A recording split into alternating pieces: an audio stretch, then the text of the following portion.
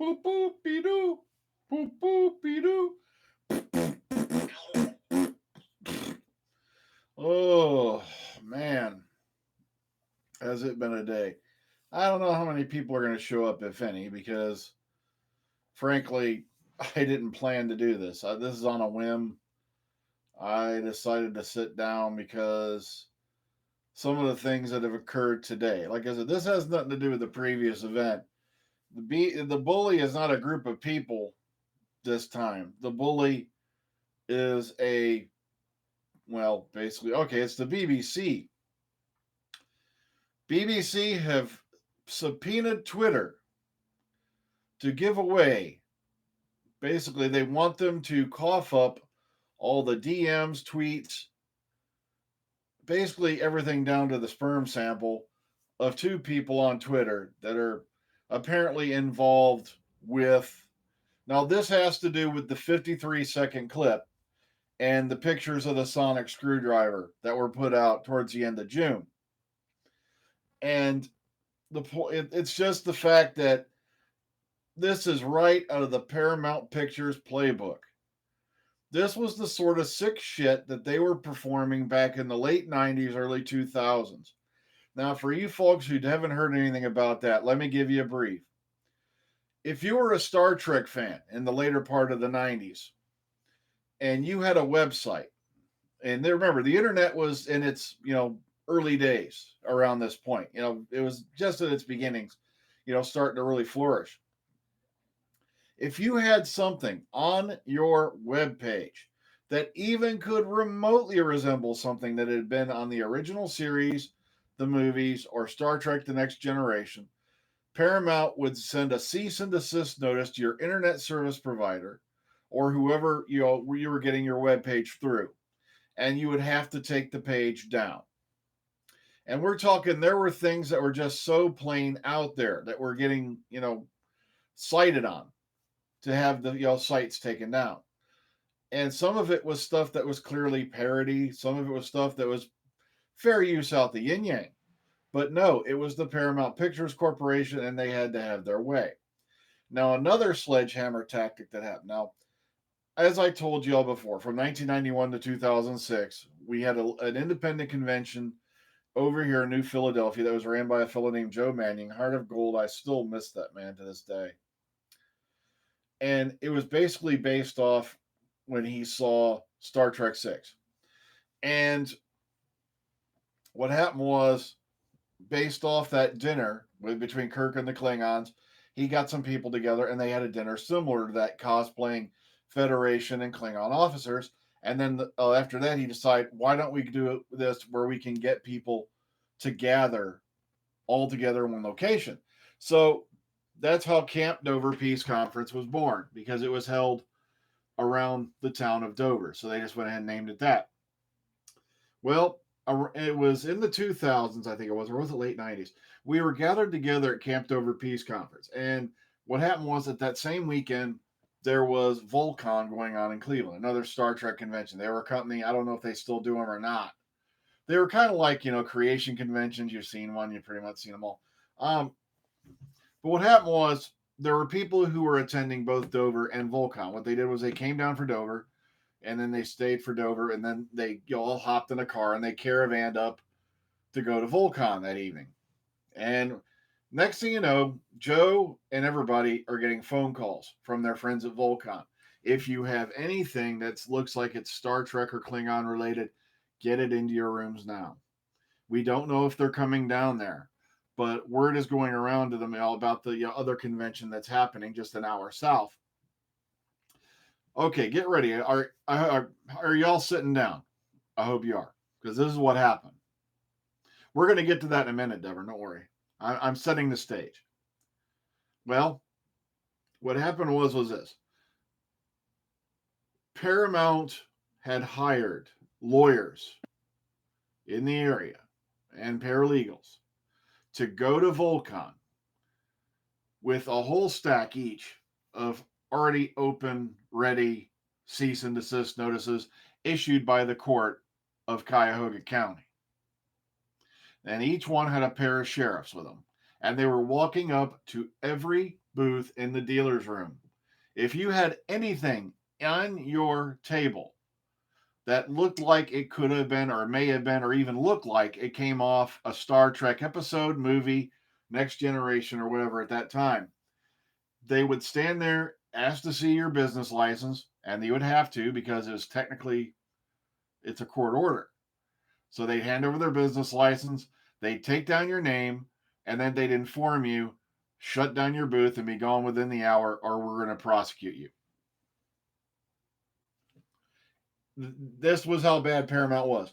Paramount actually hired teams of people to go out onto the burgeoning internet.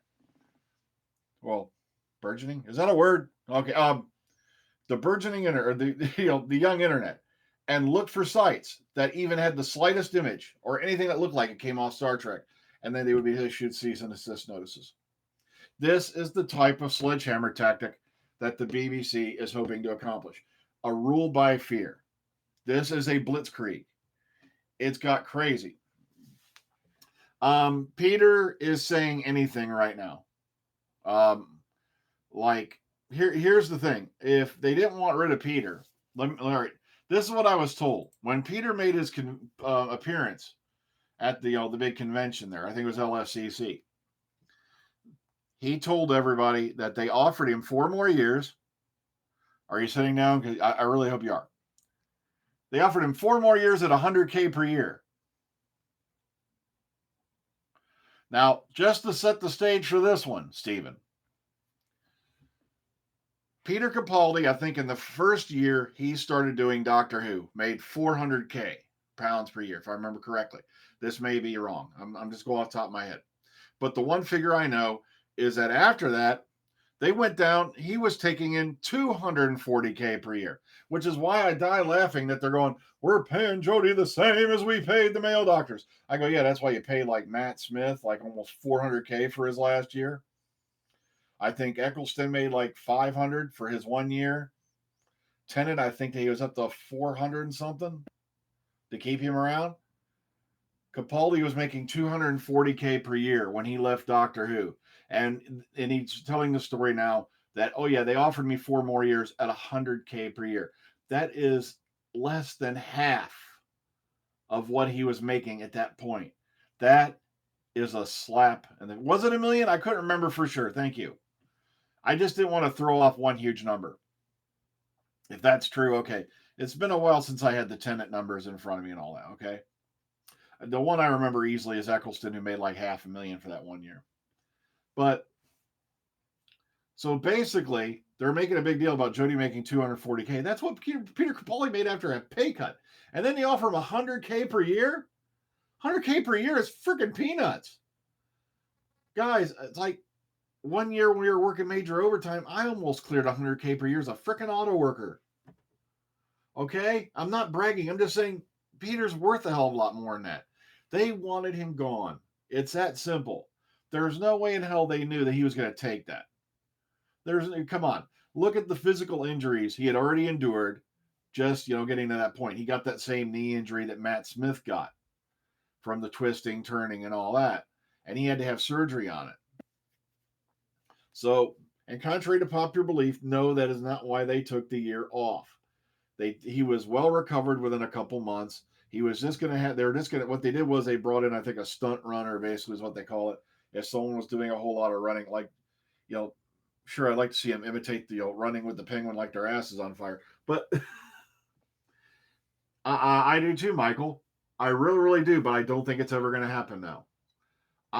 Every time a showrunner comes on, I'm sitting here thinking, please, God, we have so many talented people who've been a part of this show in the past that want to be on the main show. And they keep dissing them. They keep kicking them in the pants. Like Carol Ann Ford's in her 70s now. William Russell's in his 90s. A lot of people may not know it, but if you flash back, how many here remember Mawdryn Undead? Anybody? All right, God, let me know you're alive in there. Anyone here have seen Mawdryn Undead? 5th Doctor episode? Brought Turlough in? I'm sorry, Think Motion. I literally just walked in the door. I fell asleep watching Black Panther. I got to rewatch it again tomorrow for the podcast. So I haven't had a chance to catch up on everything. Matter of fact, I've got to go through and approve messages when this live stream's over. I haven't done it yet. But Modern Undead, that was originally supposed to be William Russell that the Doctor encounters at the college, at the university. And what happened was there was some kind of scheduling issue or anything like that. But what happened was that's why Nicholas Courtney was brought in to play the Brigadier instead, which threw a major kink in his timeline. But considering, they were trying to keep it vague as to what time the unit adventure is taking place around the 70s or the 80s.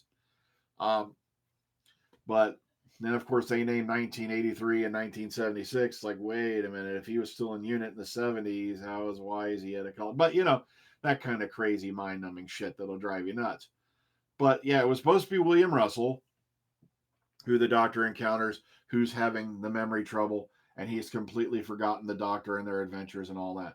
But the episode still pulled off well. No, this was back in 1983, dude.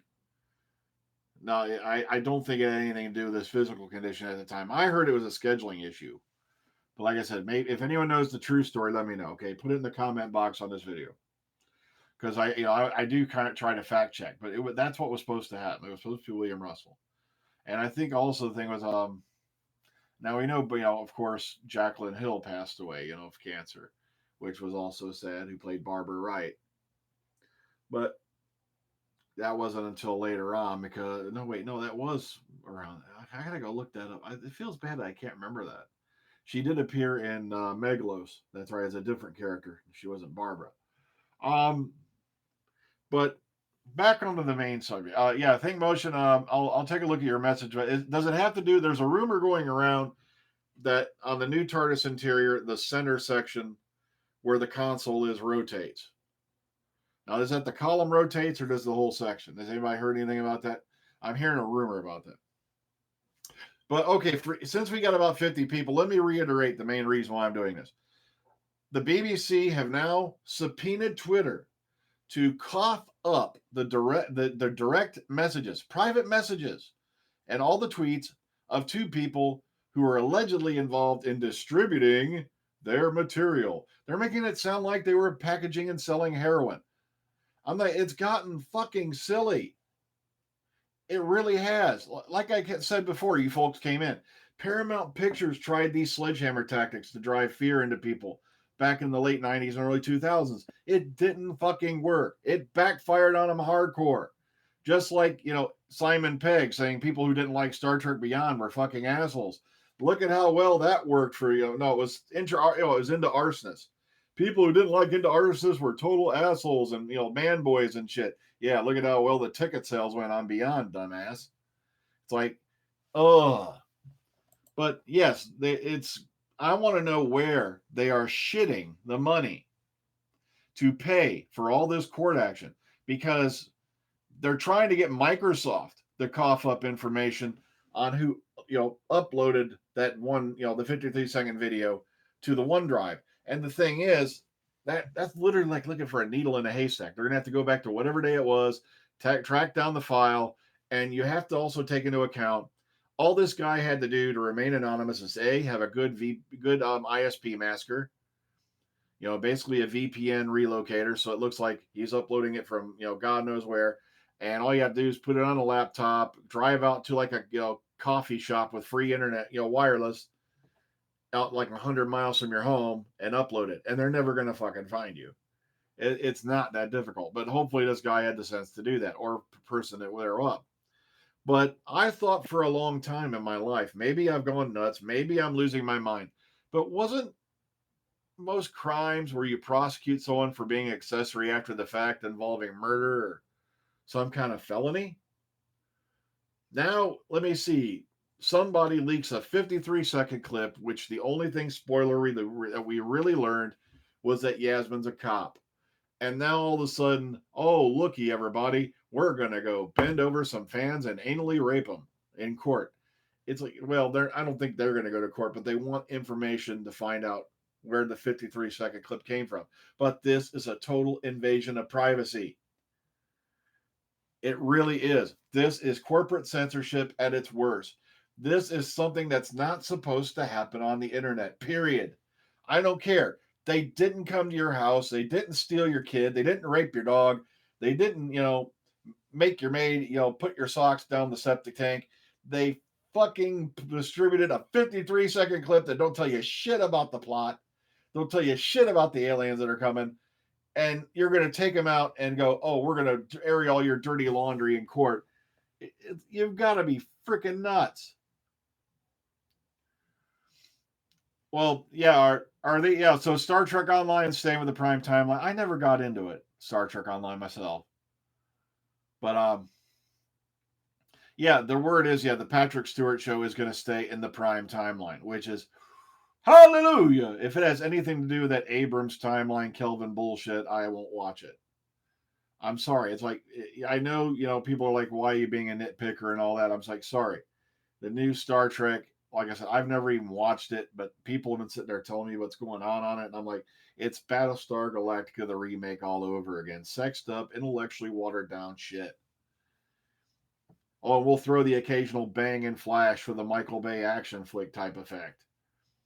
Like I said, Galactica had some great character moments. There were some great stories mixed in there, but overall, come on. An intelligent, artificially intelligent alien species decided to go off fleeing their human creators to evolve into supermodels and come back for revenge. What the fuck? Really? It's like, ugh. Yeah, Star Trek. Well, Enterprise actually had a few good episodes. I was not a big fan of it. I really wasn't. But, there are a few good episodes in there. You can't, like Carbon Creek is phenomenal. Word is it's going to revolve, but there's also there's a thing going around that it might be the whole center area around the console revolves. I don't know if that's true or not. I haven't heard anything definite on it, but from what I'm seeing of the new time rotor, I don't think it goes up and down. What I think they're aiming at is this. If you'll notice, it's a crystalline structure all around. Even the pillars that overarch the center console. And what I think it is, it's going to be a lighting effect when the ship goes into flight. Because I don't think the center rotor is going to be able to go up and down. It looks like it goes all the way up to the ceiling. I like that. Sorry, yeah, the new Klingons in Starship Dysentery are a joke. They turned them into a religious bunch of terrorists like ISIS. It's like, come on, really? And now they look like dicks with ears. What the hell? It's like, oh. Also, the Enterprise episode that involved the Defiant, where they explain where, there was an episode all the way back in the classic series. Oh, fart. Why can't I remember the name of it? It's the one where Kirk is like, in the spacesuit. He keeps popping up every now and then. And it was Spock talking about it was a dimensional hole and the Defiant had gone into it. And it turns out it actually went through a crack between universes and it went back in time in their universe. That's a good one. I think it was Defiant Part 1 and 2. Also, the opening titles where they're opening up as if, it's in the perspective of the Mirror universe. But here's my problems with Starship Dysentery. All right, we've got a character who's from the Mirror universe. This is taking place 10 years before Kirk and Spock. And, let me see. We've already been to the Mirror universe and nobody talked about it. Also, we got a starship that flops around on Magic Mushroom Drive, can take out entire Klingon squads, and it just happened to disappear. Also, the main vessels look like they're out of the movie era. They don't look anything like the ships that were present. Matter of fact, I damn near died laughing as somebody showed me the clip of the end of the one series where the Enterprise shows up, and it's like it don't look any fucking thing like the ship that's in there with it. It's like, really? Now, there's not going to be a news episode tonight. There's not really much to cover other than what I recovered last night with the TARDIS interior. I just decided on a whim, you know what? I want to do a live stream because I love talking with you people. I love sitting down and having a yap with you. So, Starship Dysentery, yeah, it's not not my thing. You'll notice now they're starting all these other Star Trek series in case this one bombs. And I bet I'm gonna die laughing. I wonder how many people just signed up onto that damn streaming network, CBS streaming, just to get the damn show and then unsubscribed immediately after. It's like, and then they'll wait till next year to resubscribe. It's like, come on. Oh yeah, Spock has a human sister we never fucking heard about for how many years? Oh yeah. Questions, comments, inquiries. I'm here to talk to you. Come on, we only got 28 people in here. What the hell? We can do better than that. But like I said, I didn't announce this one. This was on a whim. I was going to do a news video, and like I said, there's not really a whole lot to cover other than shit we've already gone over 1,000 times. It's just this whole thing with the BBC. We're going to demand court action over some fucking clips. We're going to demand court action over a picture. How many thousands of dollars of the British taxpayers' money are you going to waste over a couple of pictures that would have been in Doctor Who magazine a week before the first episode aired? Oh, yeah, we finally got to see a picture of the TARDIS interior. Hoop-de-ding-dong shit. It's not even lit up. That's one thing I can agree with on Darren Faraday. You can't really judge it at this point because whoever took this photo obviously did it after hours when the set was not lit. You can obviously tell all the lighting's turned off. So this was done after hours. Okay, so what are we talking about being disappointing? I'm sorry, I missed that last bit.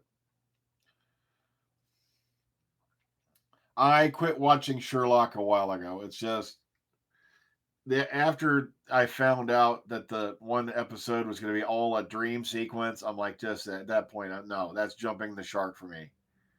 Just so we can, we want to take Sherlock back to 19th century England with gaslight.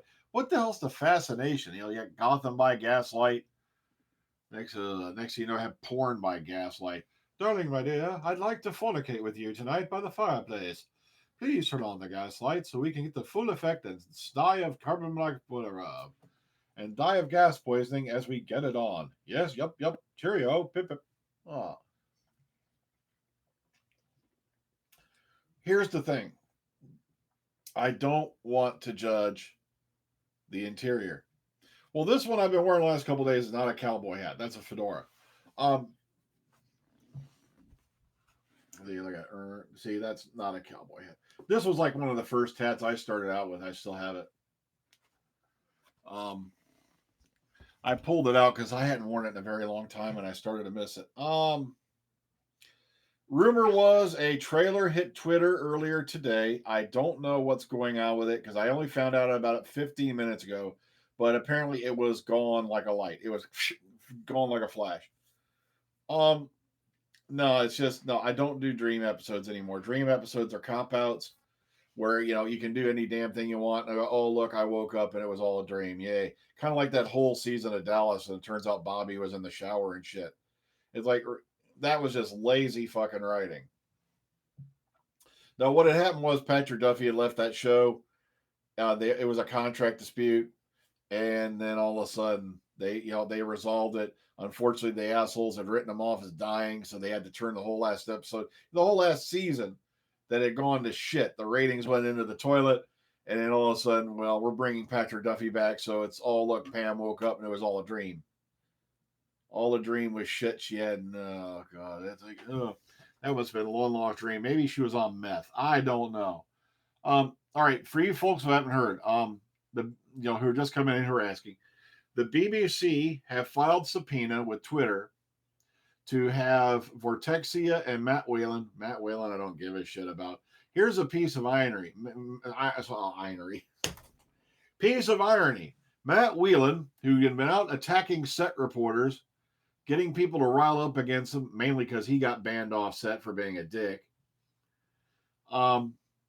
It was one of the ones who allegedly leaked the clip and also the sonic screwdriver pictures that we got, like a couple weeks before they were going to release it at San Diego Comic-Con.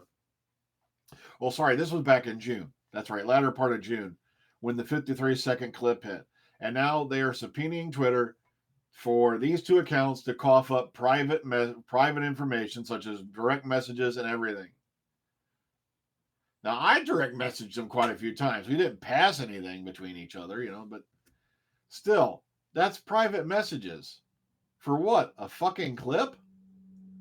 And a couple of pictures of Jody with a sonic screwdriver? It's not our fault you dropped the goddamn ball on the advertising campaign, you dicks. Yeah, they're wasting British taxpayer money over a 53-second clip that didn't reveal any damn thing in the plot, didn't show us any new alien menace that we're not going to see later.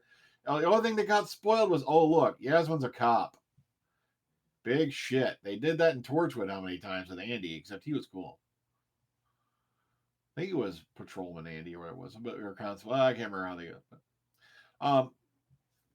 It is. It's a waste of money. It's a waste of time. It's a sledgehammer tactic. Basically, let's give you the equivalent. They're trying to swat a fly with an M1A Abrams tank. Basically, a 120 millimeter cannon in whatever round you want to use. It's still overkill. It really, really is overkill. No, Sci-Fi Network wouldn't. Matter of fact, the BBC has never done this before. Usually this is what happened in the past when stuff, the BBC's never fucking subpoenaed everybody on Twitter or Facebook or anything like that. Sci-Fi never has either. Oh, what's Sci-Fi going to leak? The next plot to Sharknado? Or the new Tremors series? Oh, God. Is Sci-Fi put out anything that's worth shit ever since they got rid of Farscape? Oh, I'm not kidding. I still, to this day, cannot believe they ditched Farscape after its 4th year for fucking Tremors the series and Scare Tactics, hosted by, here's the move of the year, Shannon Doherty. Shannon Doherty, who hadn't made it past a season or two on every damn show she'd ever been in. Oh. Not to mention, did anyone hear about the fact the BBC filed copyright strikes on their own damn channel on YouTube?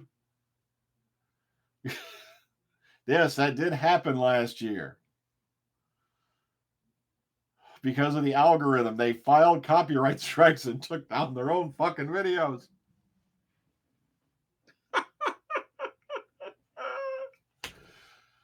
Oh, I'm not kidding. Yeah, Sherlock was great at the beginning and all that. And it's just like I said, I never watched that final season. I just never got around to doing it. Plus, I didn't want to after I found out, oh, look, the big whole special. It's all a dream. It's all taking place in his mind palace. Trust me, if you saw what was taking place in Mind Palace, they would slap this video down as for, oh, well. But, Benedict Cumberbatch, brilliant actor, oh, heck, I forgot his name, Martin Freeman. I was about to say Freeman Morgan. I'm like, oh, that's a definite fuck up there. Okay, but yeah, someone asked me again for the 50th time, what do I think of the TARDIS? I think it has good potential because if you zoom in on the center console itself, there's piping there. There's what appear to be gauges, like pressure gauges. It's kind of got a steampunk feel to it. And as somebody brought up last night, if you remember the president's quarters from the Invasion of Time, all the way back in the Tom Baker era. How many here remember the Invasion of Time? Give me a hell yeah. Hell yeah. Hell yeah. Hell yeah. No, hell yes. Well, fuck you then. No, but no, there we go. In the Invasion of Time, they redid the president's quarters with those cogs, wheels, and all that type of look on the lead panels on the walls.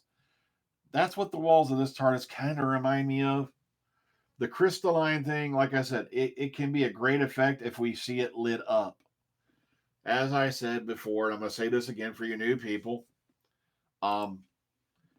this picture we have of the TARDIS interior at the console room itself is obviously during the night or during after hours when it wasn't lit up. None of the lighting's turned on.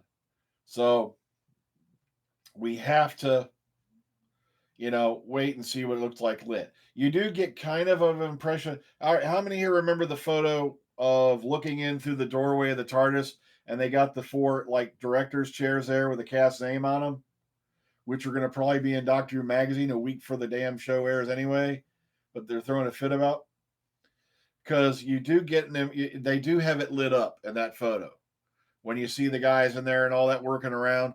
And guys, I tell you to tell you some bad news. It does look pink. Pinkish. So some of you are going to go, it's the fact that the interior TARDIS console room has a pinkish hue is definitely a sign that the SJW conspiracy has seized control of production and will turn Doctor Who into shit. So, but like I said, we haven't seen it lit up other than a brief glimpse through the one photo that came out, the big group of photos that came out later. It has a pinkish hue from what I've seen. Like I said, that's yes, everyone. The fact that a pregnant man has been seen in the photos, this is definitely taking away from the male. It is obviously saying "Go female, go." And it is definitely a death sign that the show will die at the end of this series. Oh. What was the lounge console room? Well, and I like the my favorite console room probably has to be, besides Capaldi's, is the one that was introduced in Mask of Mandragora, the wooden one. It kind of like something out of Jules Verne, and that was with Tom Baker and Sarah. Leela was in it for a bit, and unfortunately, it no longer exists. Sadly, when they went to store it at the end of shooting that series, it was not put into an environmentally sealed container. It got hot, it got cold, it rained, and then the water leaked in. And when they went to pull that TARDIS set out to start filming for the following series, it was warped all to hell. It was complete total. And it's sad too, because I would love to see some. If somebody out there is going to build a console room, do that one. Sure, you're gonna have to hire a carpenter, and you're gonna have to have a. You're definitely gonna have to keep a fucking gallon of Murphy's oil soap around, but or McGann's console is still in existence, which was inspired by one of the concept designs for what would the Series 27 console that might have been.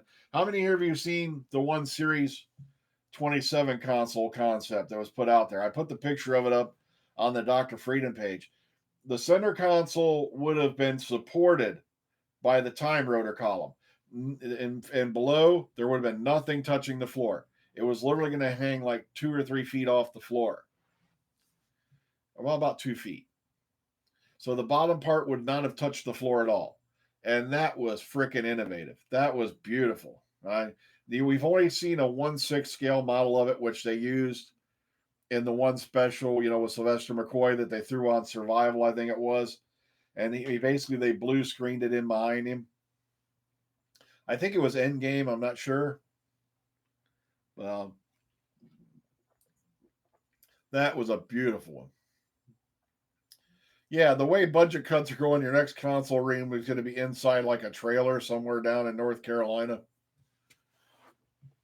Yeah, Jody will be like, knocked up with like 3 kids. And they'll be the new companion. Bocephus, Joe Bob, and Henry Jed. They'll be protecting their still from the Daleks. Them damn Daleks are coming for the steel again, Ma. Of course, nobody in North Carolina can understand her because of the Yorkie accent, But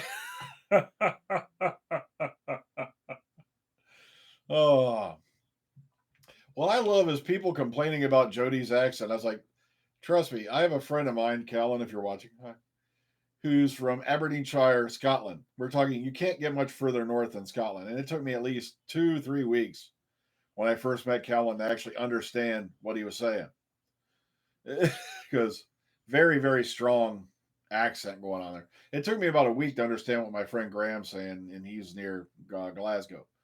Um, but no, there were people. Like I said, I have no problem with Jody's accent. I said there was people trying to use it as an excuse, say it sucks. Now listen here, doctor. I don't know if you've been down this far south before, but you need to help us conquer the evil Bigfoot. Um, now there would be an episode, Jody like lands in West Virginia. Bigfoot stole my tractor, doctor.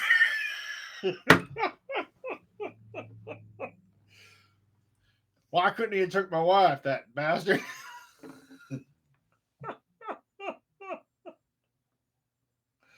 Oh, yes, Jody sounds fine. Like I said, there were people who were complaining about it early, and I'm like, look, if you're having a problem with the Yorkie accent, try listening to my friend Calvin talk for a while. That's the point I was getting to. Oh, Elmer, get the Dr. Sonic screwdriver out your butt. Oh God, I could write a whole episode of this shit, man. No, I did not like the romper room TARDIS. It was way too childish for me. It was okay for the time, but still way too childish for me. That's why I call it the romper room TARDIS.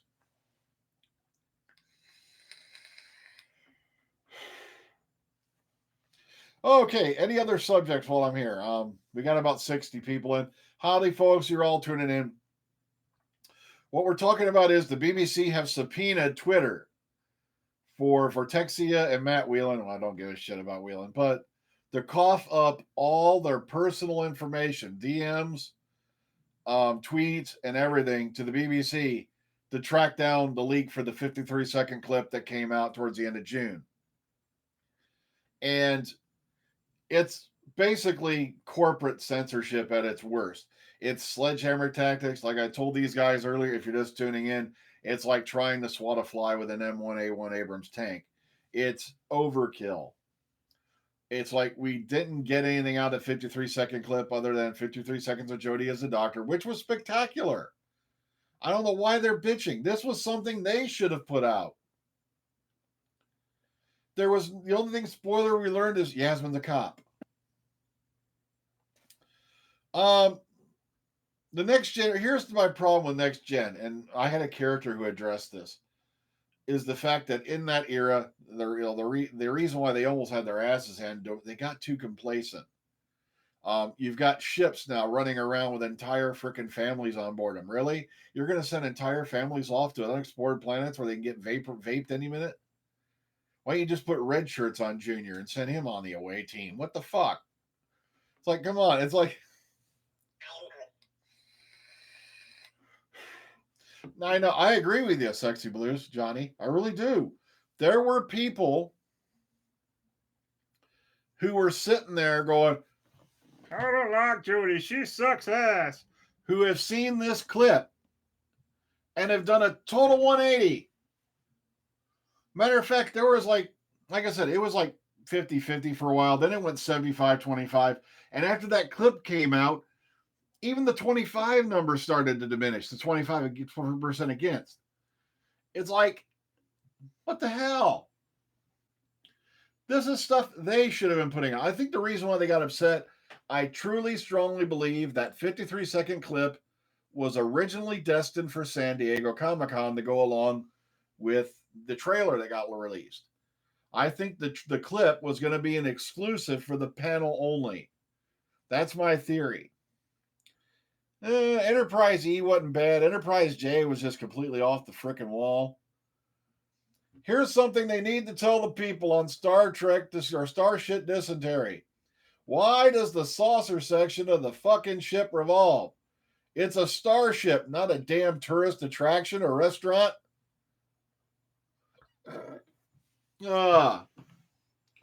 We have to have a revolving saucer section, Captain. That way we have a spin cycle. Oh, man. I can see that now. We're going to warp. How fast is the saucer section spinning, Mr. Sulu? Sit on this and spin, Captain. Man, like, like I said, Daniel, I know you love Star Trek to death too. I still do, but nothing after 2009. I just they took something so incredible and modernized it. And Star Trek, the point of Star Trek in the first place was the fact that in its concepts and its storytelling and the chemistry and everything, it was so far ahead of its time. And now you're taking an idea that was ahead of its time and trying to put it in this time period to make it, more snazzy and can drag in some viewers. Oh, they put a disco. Captain, we're going to warp. Okay, drop the disco ball. Let's do the hustle.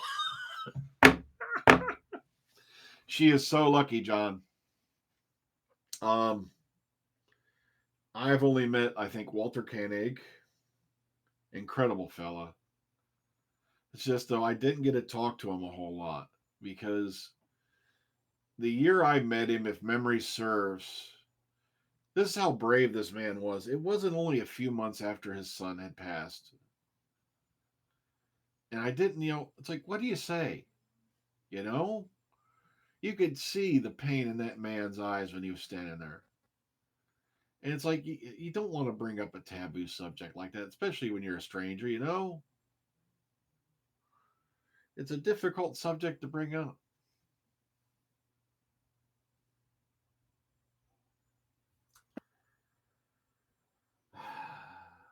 All right. I wasn't going to mention this, but now that somebody brought it up, now I turned my own some of it. A friend of mine passed away a couple days ago. I only knew him a few years. Hadn't had a chance to speak to him in probably 4 or 5 since we moved down here. Like I said, the worst part of it was he committed suicide. And I've been walking around in a fog, between everything that's been happening online. And I finally talked, to Beth, his former wife, last night, because it's like I just told her I couldn't find the words. You just don't know how to deal with it. It's like I've had so many people around me who've done that, and it's like I said, I had a friend of mine I was in grade school with, who by the time we hit 6th grade, well, it was like maybe 7th grade, he killed himself. And I had another guy I knew in high school did the same thing, and then just a few years ago, I think it was about it was like 6 years ago. There was a guy I worked right next to at the plant, and he was such a kind guy. I just can't process it. I'm sorry I go on a down note on you. It's just it's really been weighing on my mind. It's like what goes through your mind that you give up so much hope? Can despair really be that bad they can kill you? Sorry, I didn't mean to go on this with you. It's just really been sitting on the back of my soul the last few days. It happened Wednesday night, and I haven't said it. It was the night, and this happened to be the night that stupid troll video went up, if I remember right. And it's like, I don't know. Just can't process it. He had 2 kids. Friend Jerry at work had kids. It's like, how can you give up when you have kids?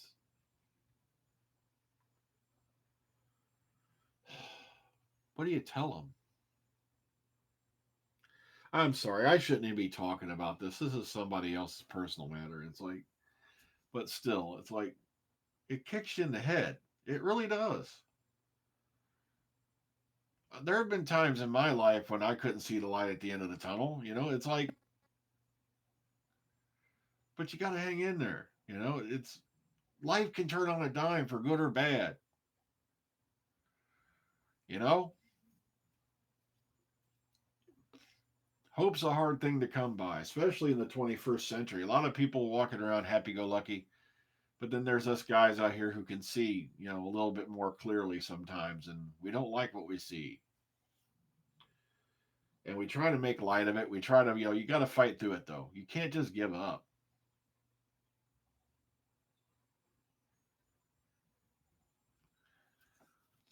You just can't give up. Every day is a new adventure. Every day is a blank page. Every day is a new starting point.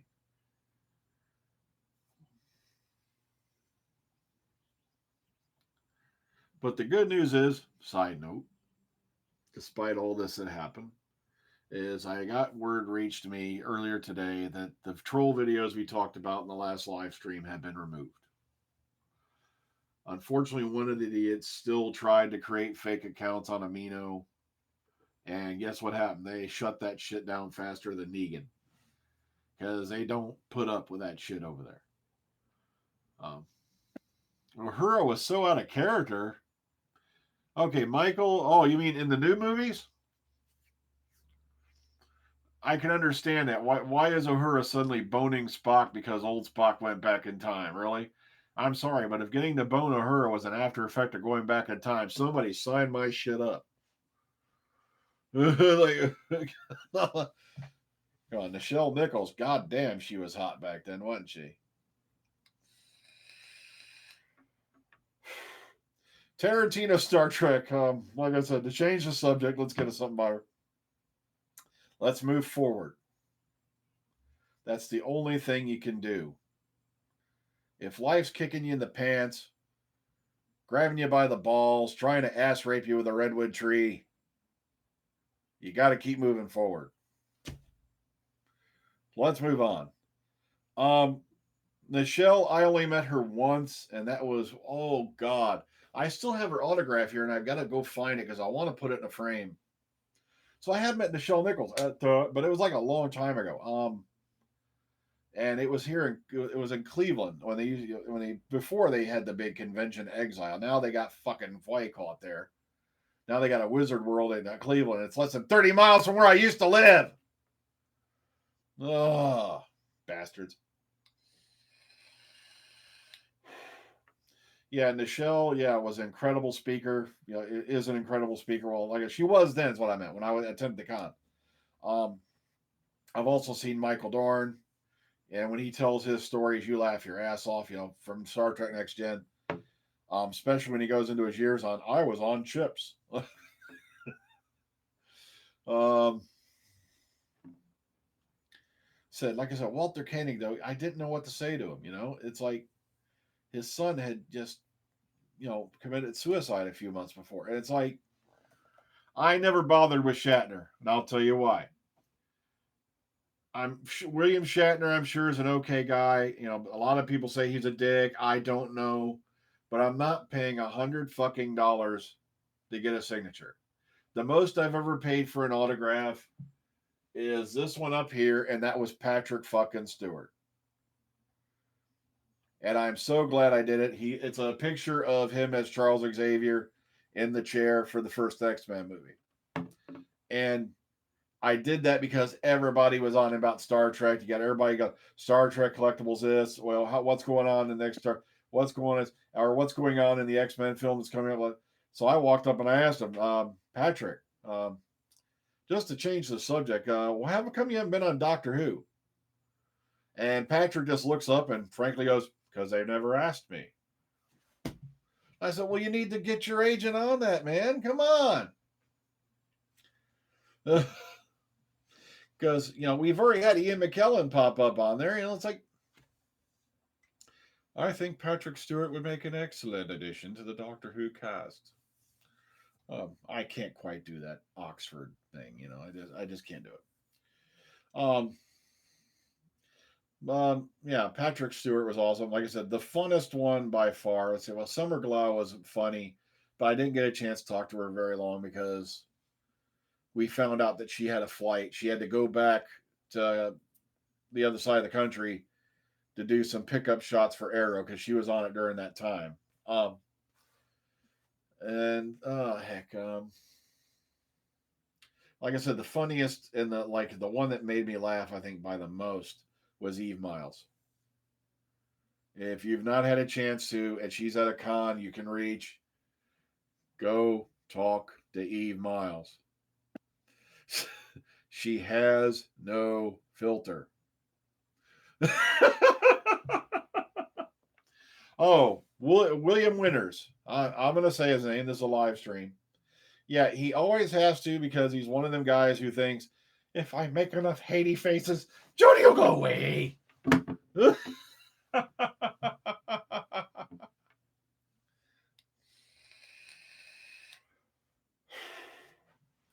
Oh, well.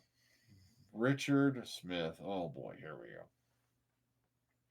Yay. I heard that one back in high school. Next. Unfortunately, I don't think it's going to ever happen. I would love to have come to England. It's just I've got no venular circulation from mid calf down. I have to sleep on a CPAP machine because I have sleep apnea. And contrary to popular belief, it's not just fat people who get it. If you want to look it up, some fellow who was on the deadliest catch, 33 years old, died of complications from it this last year. Oh, God, not that guy again. Or, I'm sorry, not that girl again, if you're referring to, I think you are.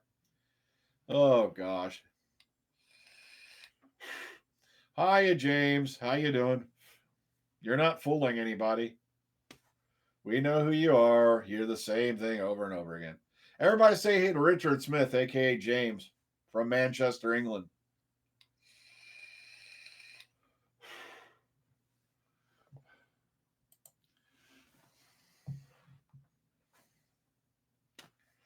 Oh, well. I knew one of them was going to show up tonight. I was kind of hoping they were. I was diagnosed with sleep apnea in 2004. Um, it got to the point literally that I was sleeping 10 to 12 hours a day. And I'd wake up feeling like I'd never gone to freaking bed. And when you're working 10 p.m. to 7 a.m., 40 to sometimes 50 hours a week, and you're going home and you're trying to sleep and it's not doing anything, oh, God, man, it just tears you apart.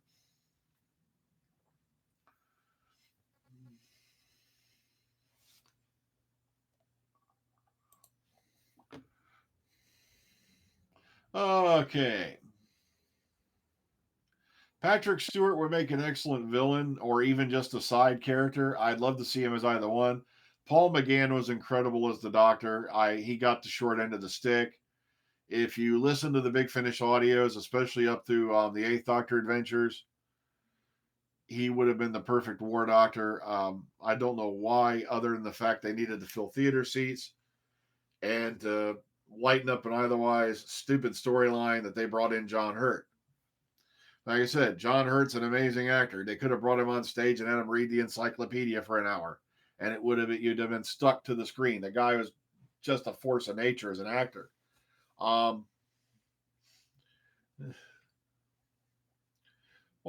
Patrick Stewart is over it. Jodie, as long as she wants, could be a couple years. I don't think she's going to be a one series doctor, despite rumors. I don't know where that came from. Uh,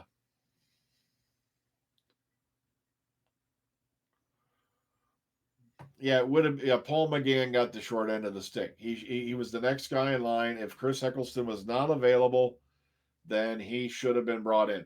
They're not going to force Jodie out, John, and I'll tell you why. The Me Too movement and all that is getting too much power. If there was any type of move like that, it would be all over the press within 24 hours.